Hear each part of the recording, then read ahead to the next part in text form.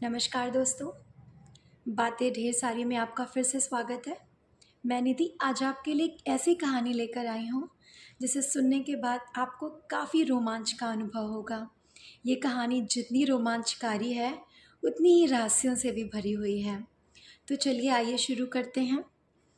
काफ़ी समय पहले आगरा के निकट एक बैमन नाम के गांव में एक बहुत बड़े ज़मींदार रहा करते थे जिनका नाम गंगाराम था।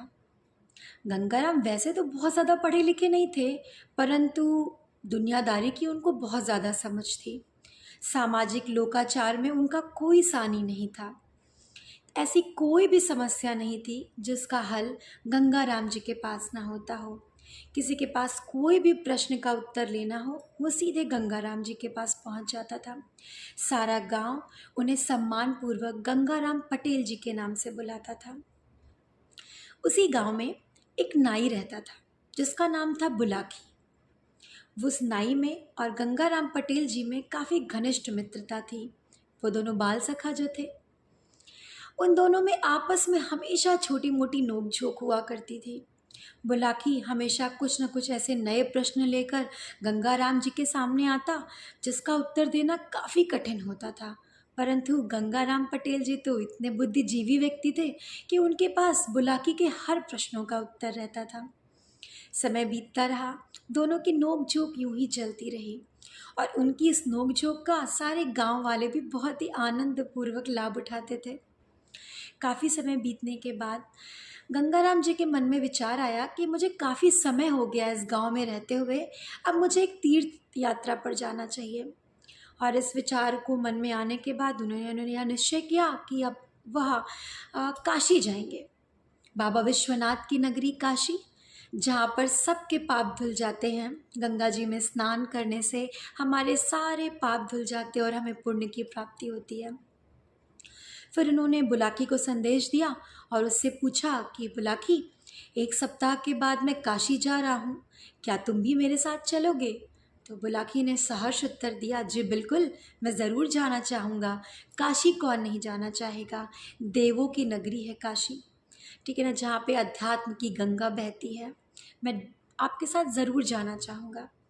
तो फिर क्या था, दोनों तैयार हो गए चलने के लिए, परंतु बुलाकी के मन में बहुत सारे प्रश्न थे। पहले तो वो तैयार हो गया, लेकिन बाद में थोड़ा हिचकिचाने लगा। तब गंगा जी ने पूछा कि क्या तुम्हें कोई आर्थिक समस्या है?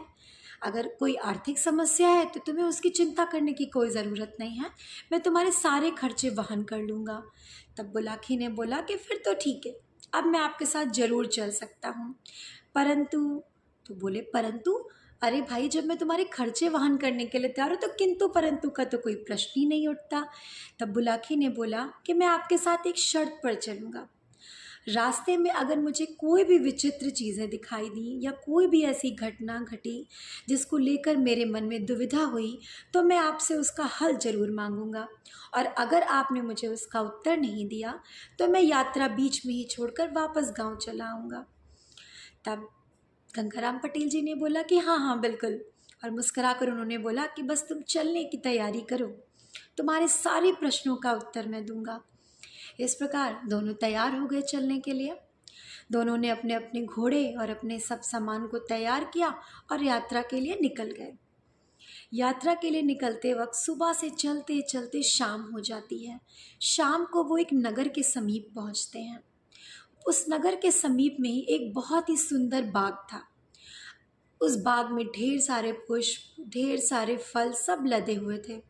गंगाराम जी ने सोचा कि क्यों ना यहीं थोड़ा विश्राम कर लिया जाए। उन्होंने बुलाकी से कहा कि बुलाकी, हम लोग इसी बाग में विश्राम करेंगे। बुलाकी ने कहा जी, जैसा आप कहिए। और फिर दोनों ने अपने अपने घोड़ों को वहीं पर एक पेड़ में बांध दिया और अपने सारे सामान को उतार कर बस वहीं बिस्तर लगाकर विश्राम करने के लिए लेट गए। फिर उसके बाद गंगाराम जी ने कुछ पैसे निकाले और बुलाकी को दिया और बोला कि बुलाकी, पहले हम भोजन की व्यवस्था कर लेते हैं, तो तुम बाजार जाओ और जाकर भोजन का सारा सामान लेकर आओ। हाँ, साथ में घी जरूर लेकर आना, क्योंकि मैं बिना घी के भोजन नहीं कर पाता हूँ। बुलाकी ने कहा बिल्कुल जी, ज़रूर, जैसा आप कहिए। बुलाकी पैसे लेकर निकल गया। वहाँ से उसने सारा सामान खरीदा और साथ में घी भी खरीदा। पंसारी की दुकान से निकलते हुए उन्हें रास्ते में एक बहुत ही विचित्र चीज दिखाई दी।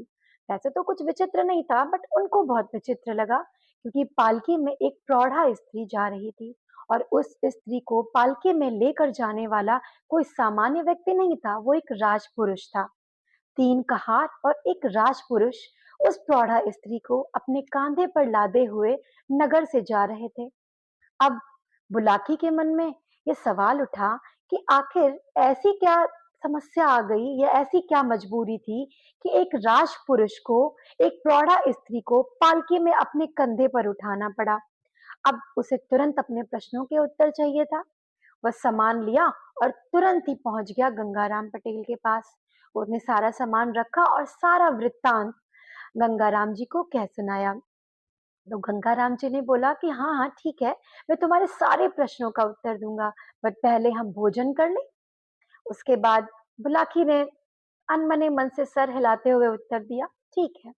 फटाफट उन लोगों ने भोजन की तैयारी की, भोजन किया और दोनों ने अपने अपने बिस्तर लगाए। बुलाकी गंगाराम जी के पांव दबाते हुए बोला, अब गंगाराम जी मुझे इस कहानी का रहस्य बताइए।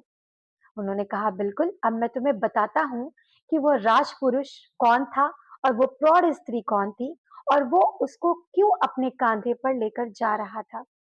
अगर आपको ये कहानी अच्छी लग रही है और आप आगे का पार्ट सुनना चाहते हैं, तो प्लीज मेरे चैनल को सब्सक्राइब करिए और मेरी इस कहानी को लाइक करिए और ज्यादा से ज्यादा शेयर करिए।